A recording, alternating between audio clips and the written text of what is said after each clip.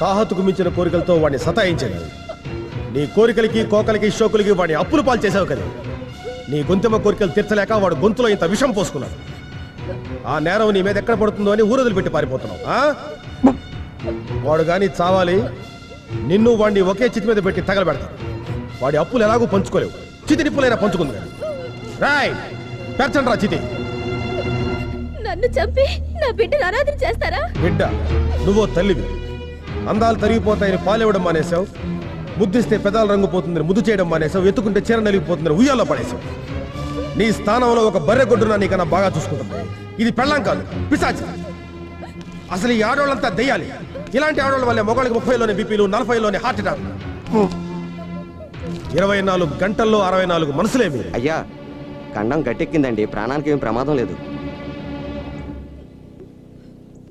ఏంటి బతికిపోయా?